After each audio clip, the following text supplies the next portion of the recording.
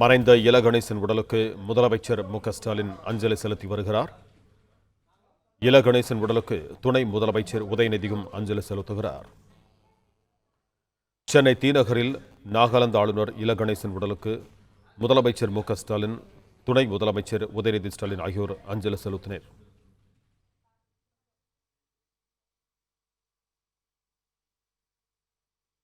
சென்னை தீநகரில் நாகாலாந்து ஆளுநர் இல கணேசன் உடலுக்கு முதலமைச்சர் மு.க.ஸ்டாலின், துணை முதலமைச்சர் உதயநிதி ஸ்டாலின் ஆகியோர் அஞ்சலி செலுத்தினர்.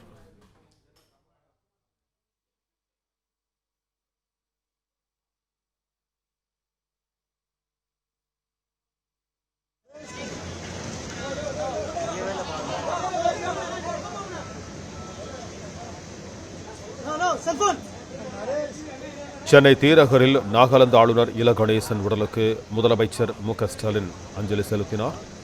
துணை முதலமைச்சர் உதயநிதி ஸ்டாலினும் அஞ்சலி செலுத்தினார்.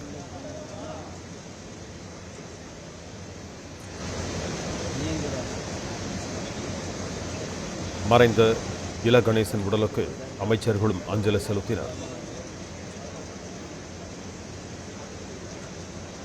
இல கணேசன் உடலுக்கு மலர் வளையம் வைத்து அஞ்சலி செலுத்திய முதலமைச்சர் மு.க.ஸ்டாலின் அவரது குடும்பத்தினருக்கு ஆறுதல் தெரிவித்தார்.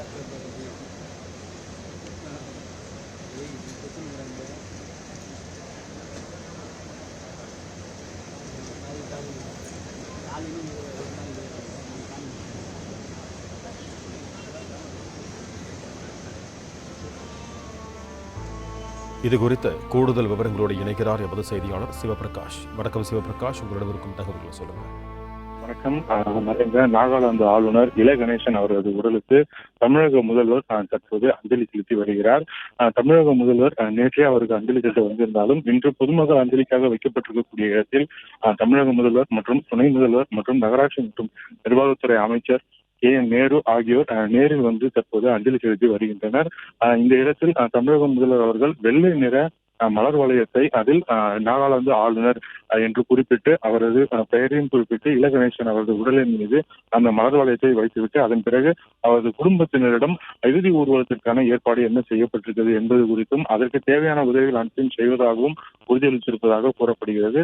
அதே சமயத்தில் இல கணேசன் அவரது அண்ணி வசந்தா அவர்களிடம் நேரில் முதல்வர் அவர்கள் நேராக அவரிடம் சென்று அவருக்கு ஆறுதல் கூறிவிட்டு அதன் பிறகு தற்போது இங்கிருந்து புறப்படுகிறார்.